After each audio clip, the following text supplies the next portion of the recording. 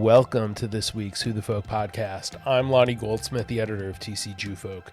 This week I talk with Yedidya Yasu, the Israeli shaliach, or emissary, to St. Paul from Israel. We talk about his arrival delay and dramatic change in arrival plans, getting to know the St. Paul community, and what he's looking forward to experiencing in his next couple years in Minnesota on this week's Who the Folk podcast. But before we hear from Yedidya, the TC Jewfolk store is loaded up with new merch for spring that will help you look fun and stylish and help support TC Jewfolk and its mission at the same time. Check it out at tcjewfolk.com/store. Yedidya Yasu, welcome to the Who the Folk podcast. Thank you for joining me. Hello, good morning. Thank you. Pleasure to talk to you. You are the shaliach for the St. Paul Federation. Yes. Here for the year.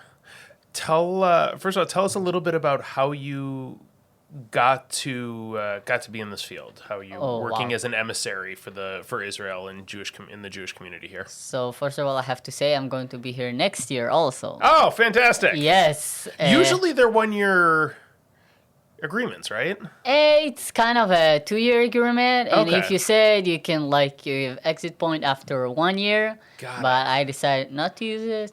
Happy here, Excellent. So I'm going to stay Well, good. here That's for 2 years, very exciting. and maybe 3. I don't know who know. So how do I get to be? How did you get to be a shaliach, which is an emissary for the local Jewish community from Israel? So for me, the story started on 2020. Oh, wow. Okay. Yeah. For those who know, I'm doing shaliach through the organization that's called Jeffy, Jewish Agency for Israel. Mm-hmm. And during my military service, I served in kind of their campus. Oh. And so I was very familiar with those people, and also with my family through my military service, I work a lot with the Jewish Agency. Okay.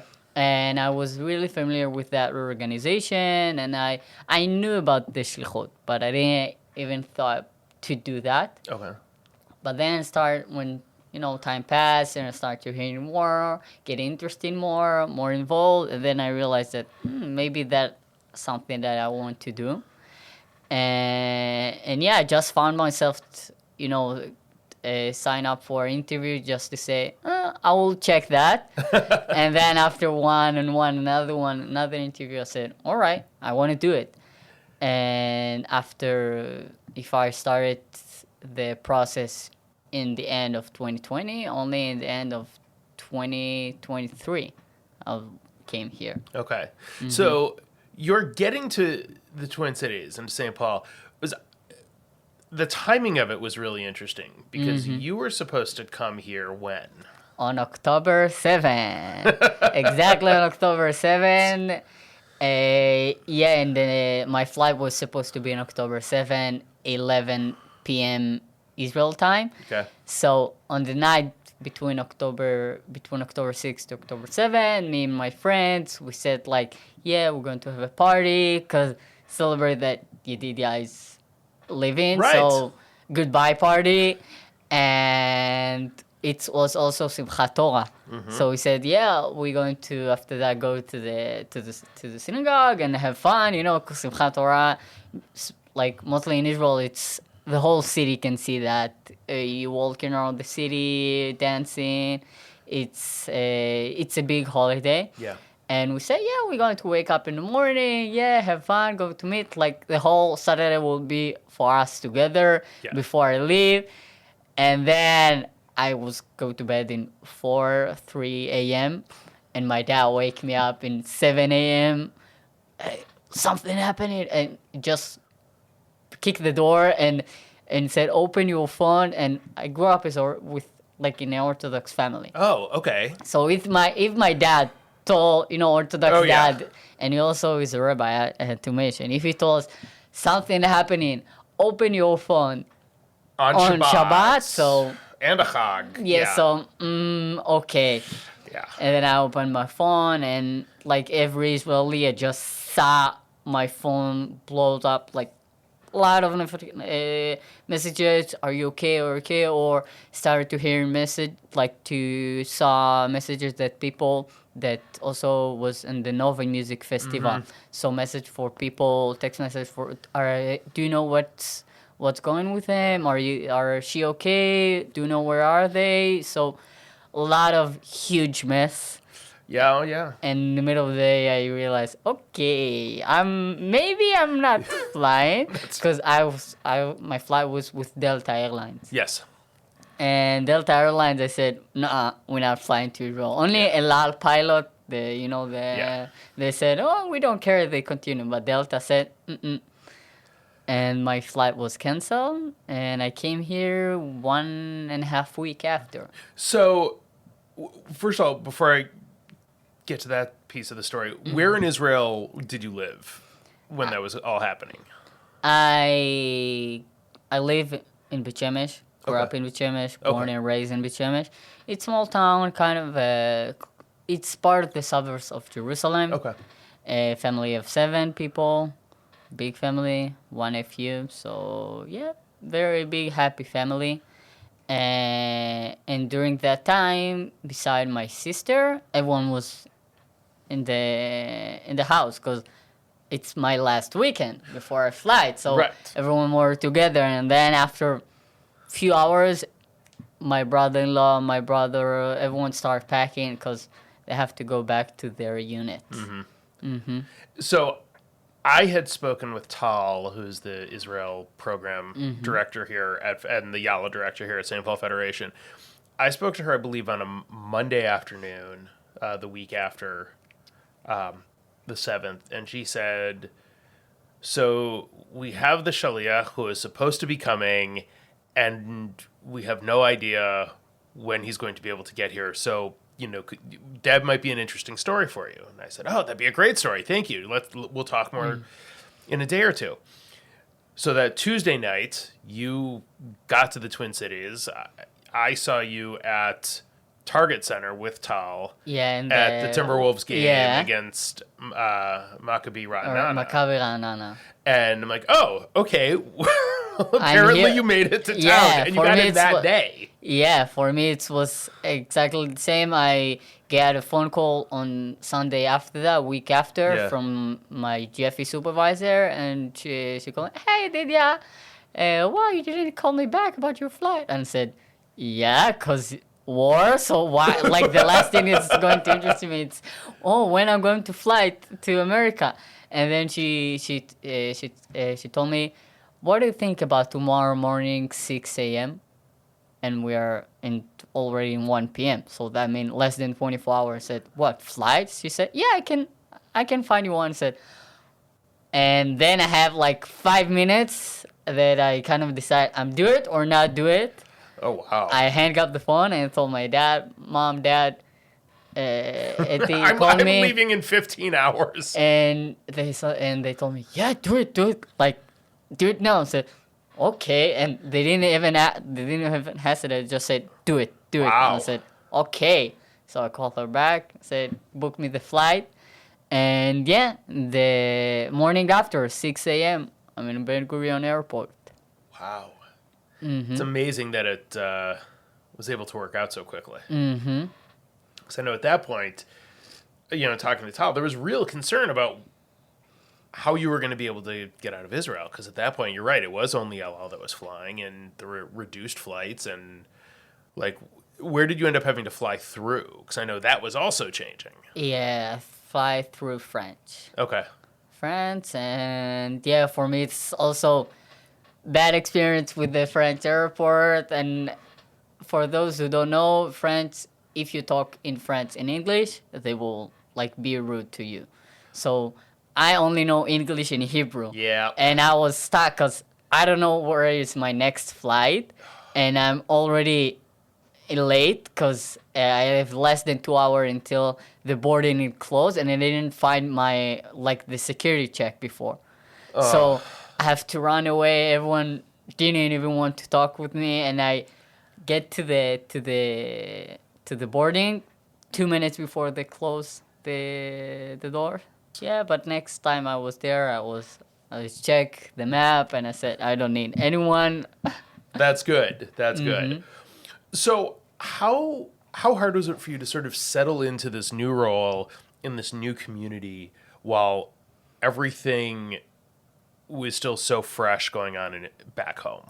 For me, I didn't really realize it, because I kind of can compare that when you wake up from nap after school and you don't know where you are, what time is it, what's year. It's kind of a get out of a time machine. So for me, it was the same, that just found myself in America and start to everything running. And for me, it's during that time that most of my friends was still served. So and everything, it was still fresh. It was 2 weeks after, and I was kind of a different world that I didn't really fully understand what's going on, and I still had the jet lag. So for me, I was just like, okay, I have no idea what's going on, but I will continue. And after weeks or two, I realized, okay.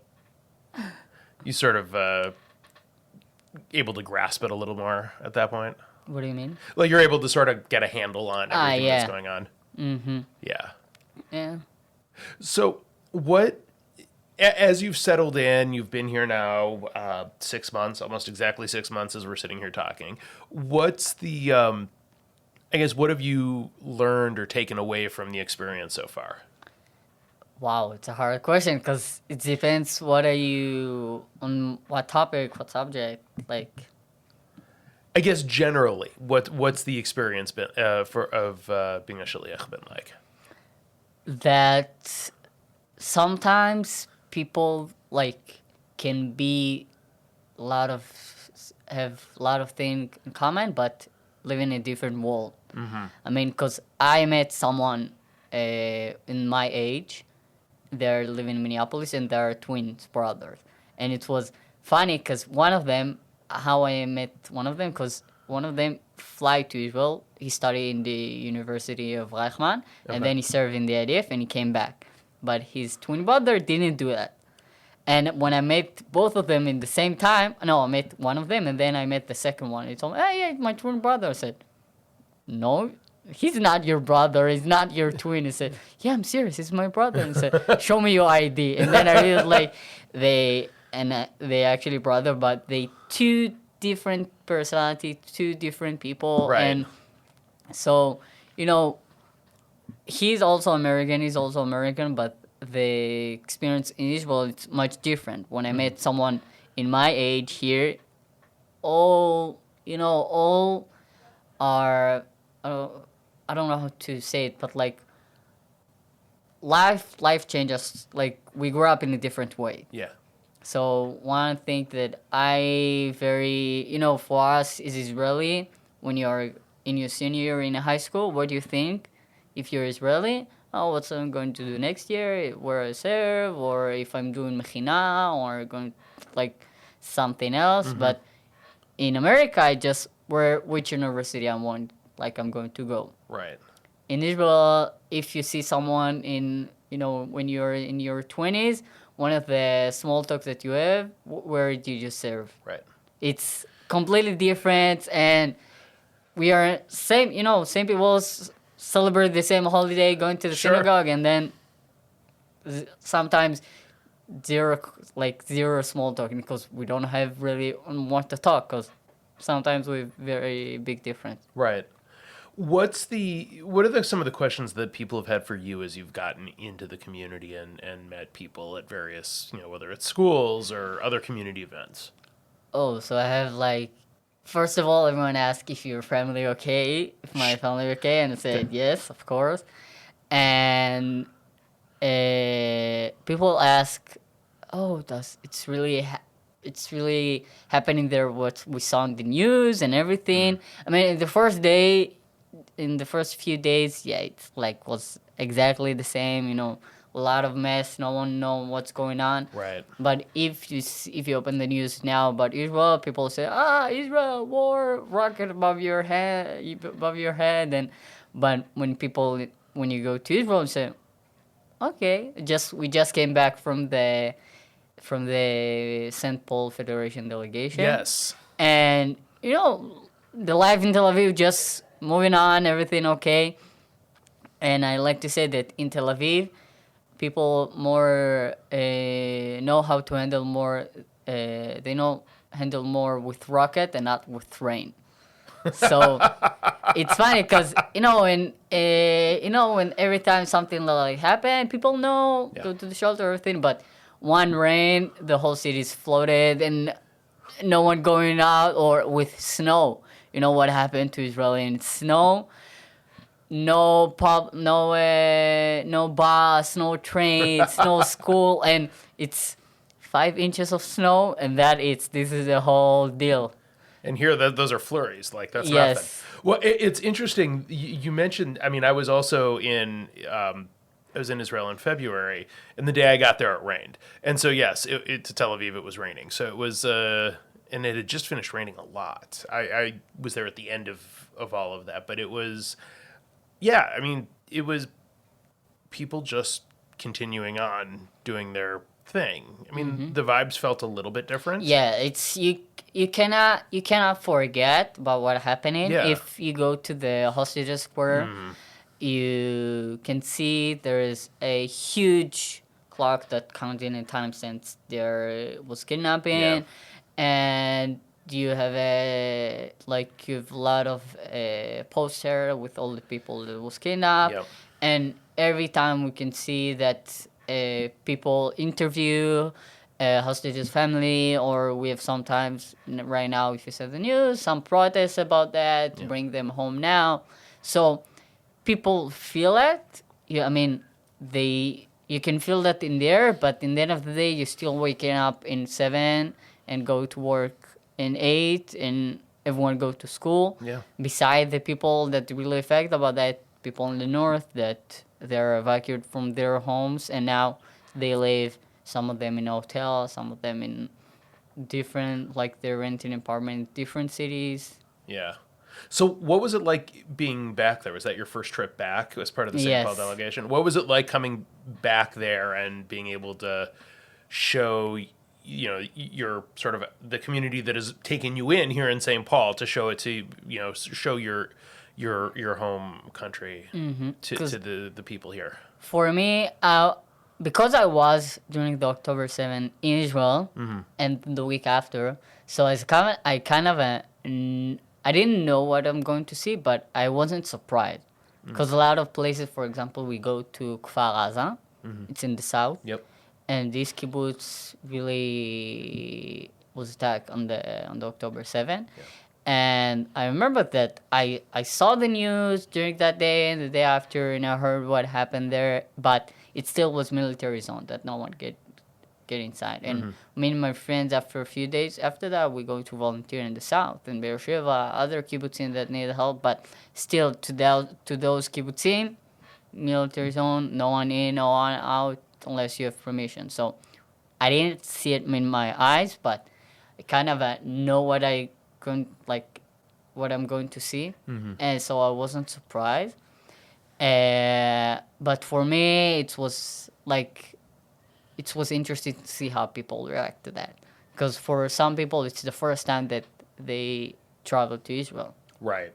So for them, I was thought this is the first time that they go to Israel, and that what they see, and we are in point of time that one of the most difficult time in our history.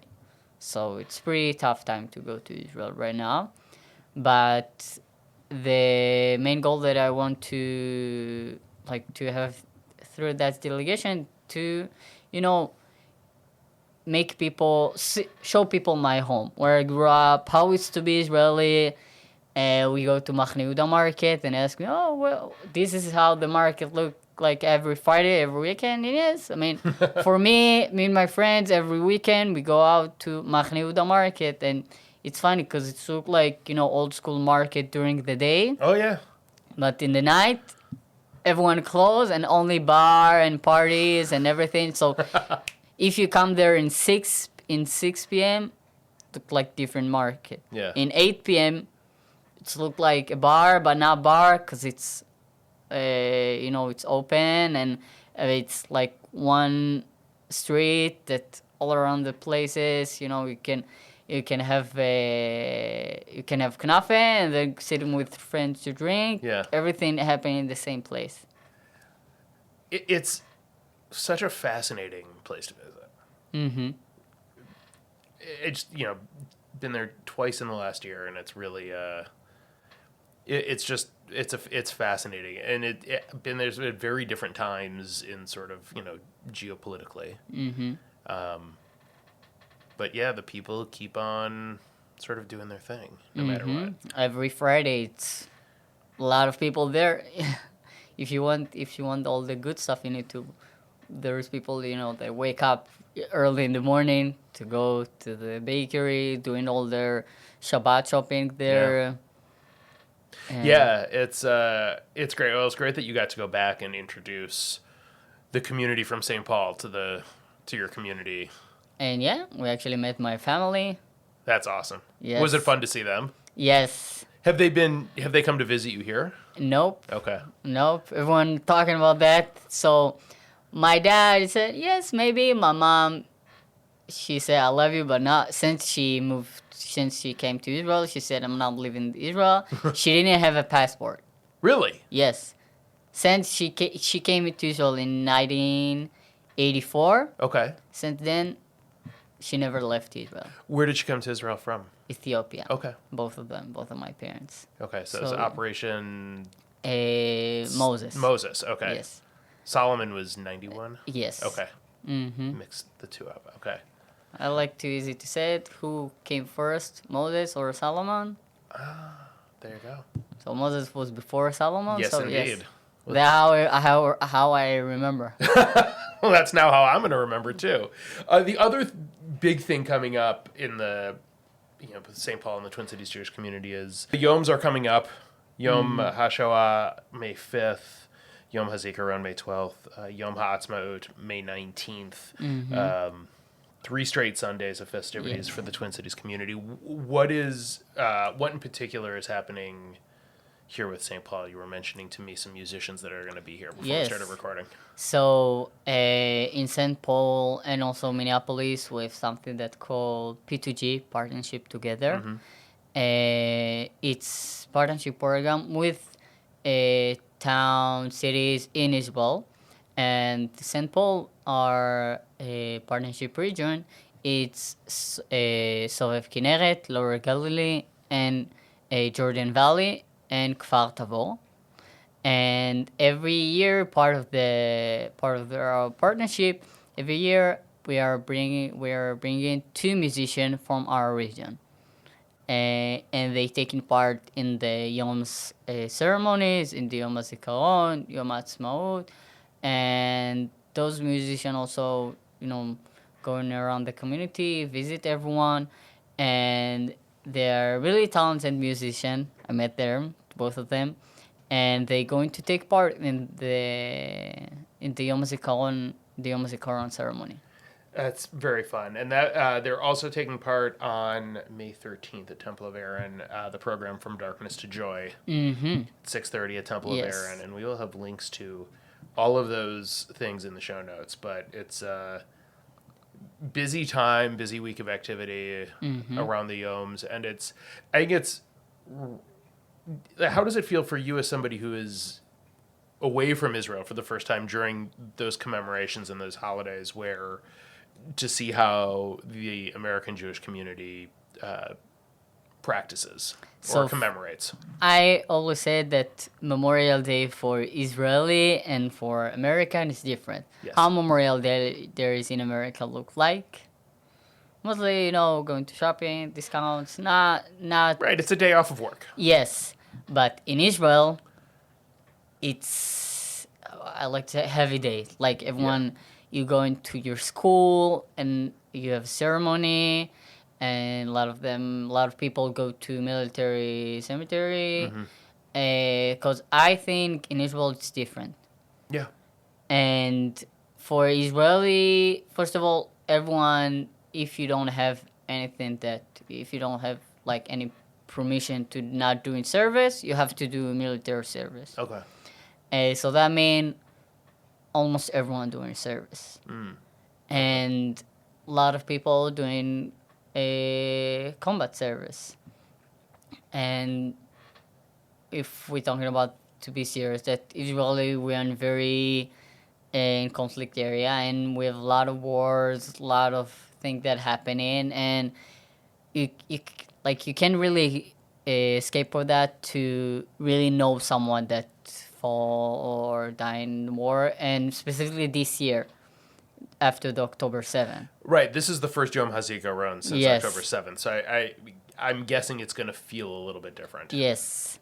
To be honest, I don't know how it's going to be for me. I also wonder, because I never did Yom Zikaron outside of Israel. So specifically this year, I have no idea how it's going to feel.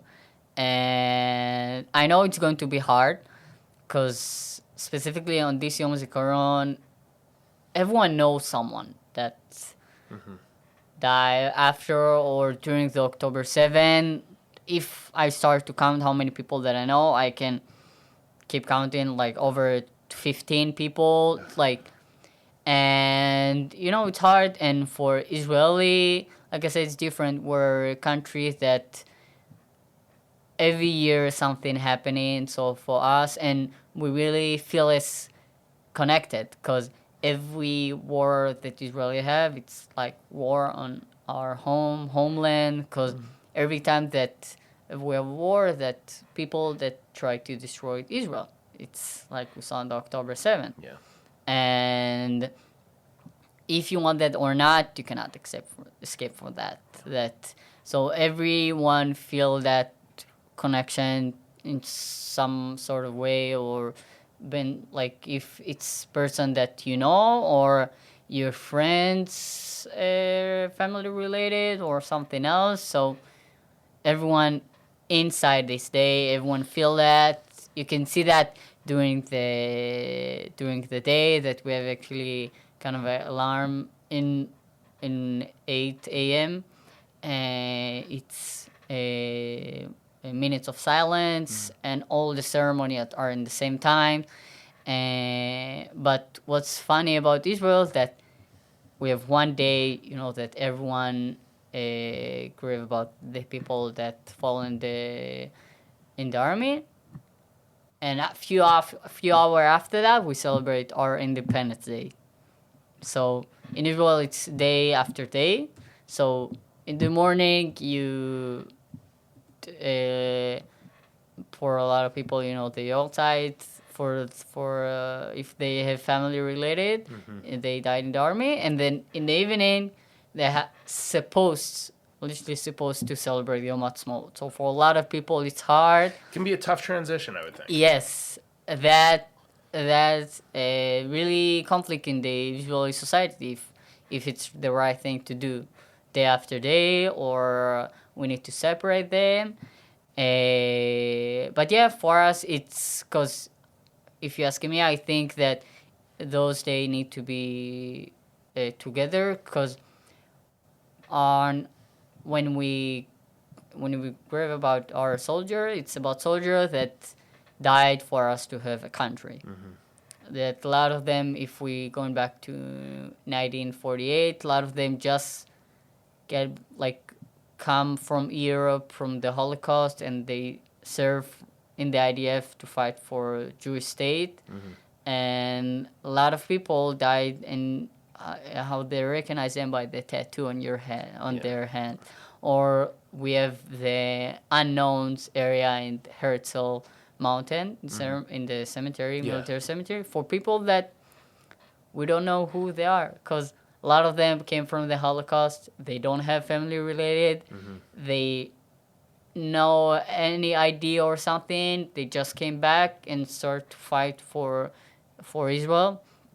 And yeah, for us, it's a big day. Yeah.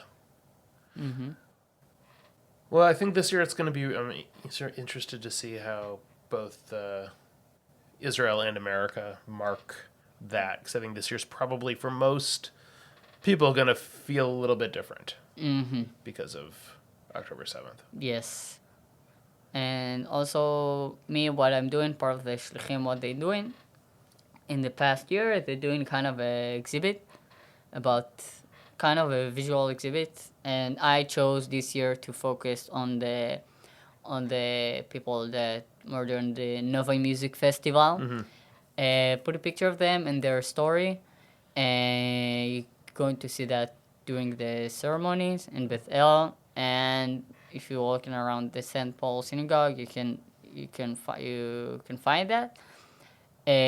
But for me, it was very important to mention the Nova Music Festival, because you have a lot of stories there of people, just going out to celebrate its music festival. Yeah. And when you really get deep inside of their story, you realize that some of them have magnificent story. One of the people that I mentioned, his name is Aner, and I think he was 21 or 22, don't remember the exact age, but he was a soldier, and he go to celebrate in the weekend the party, and he died in one of the shelters. Very sad story, but what happened after that was really amazing. That when after the funeral and everything, his family opened his computer, and they found a lot of songs that he recorded. He worked on a music album. Okay. And they decided, all right, we're going to take a producer and everything, and they actually produced full album. Wow. Yes. The name of the album, Mavola Anarchism. I don't know how to translate it, but you can see that I'll just open it. Yes, you can see that full album on Spotify, Aner Ein Nun Reish, if you search it in Hebrew. Okay.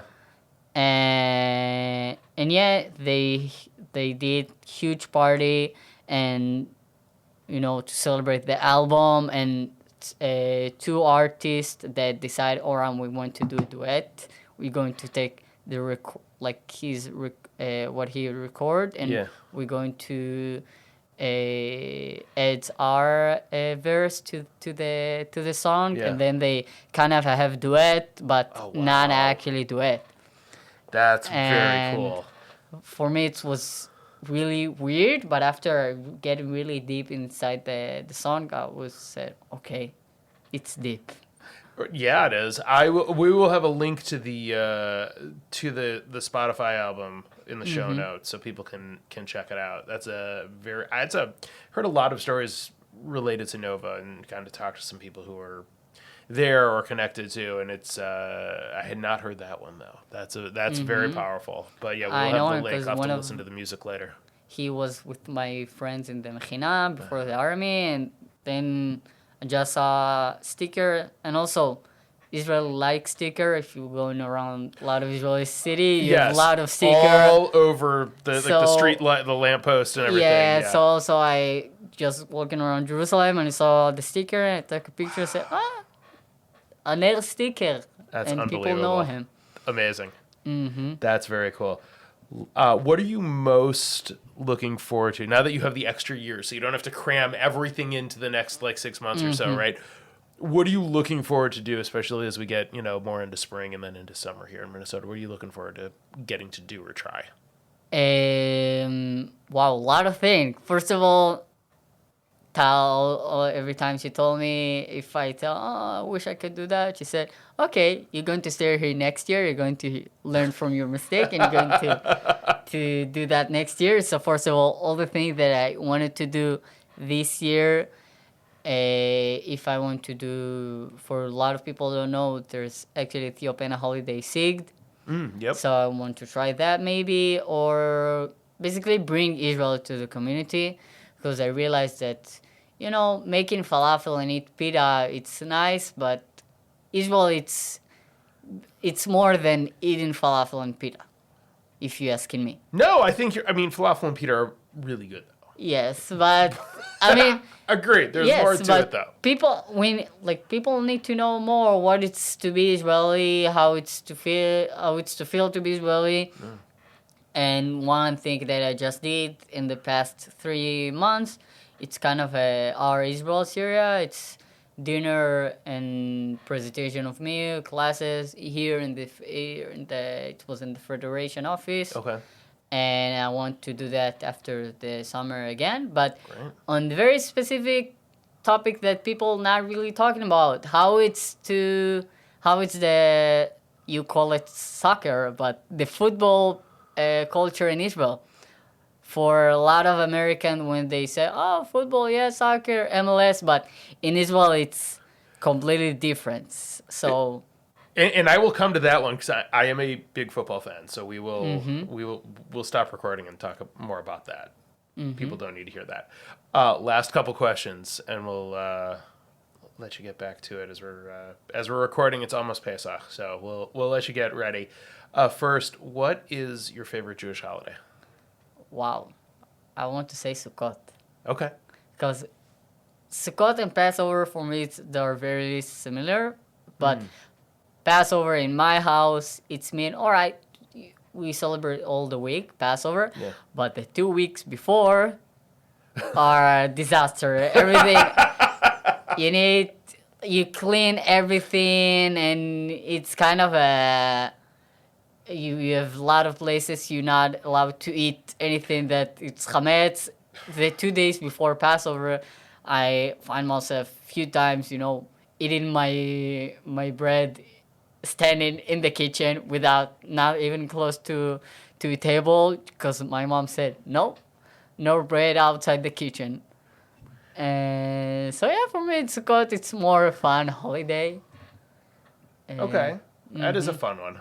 Little less pressure than comes with Passover. Yes, less pressure. Sure. And what is your favorite Jewish food? Wow.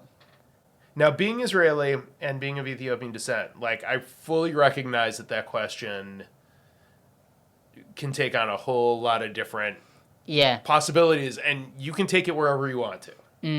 I mean, because it's funny, because when I'm in Israel, it's the question what I'm more, Israeli or Ethiopian. Okay. But when I'm here in the United States, it's like, what I'm more, Jews, Israeli, or Ethiopian? Because it's kind of add another thing to that. Yeah. But also when you say Jewish food, I don't really think that we have a Jewish food because we kind of a collection of a lot of culture and... I think that's true.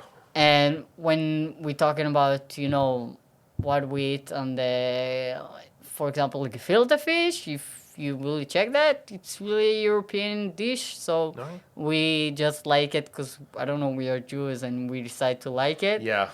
But for me, I really like Ethiopian food. Okay. My mom cook it a lot. I know how to cook it. And I really like it because for me, it feels like home where I grew up. Is there a particular dish that really speaks to you? Wow.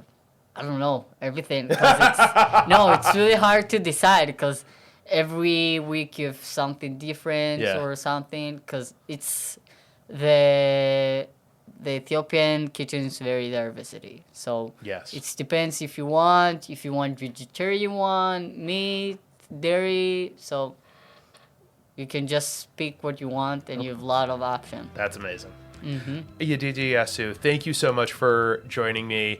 A pleasure to get to sit down and talk to you, and we look forward to you sticking around our community for at least another year. I appreciate it.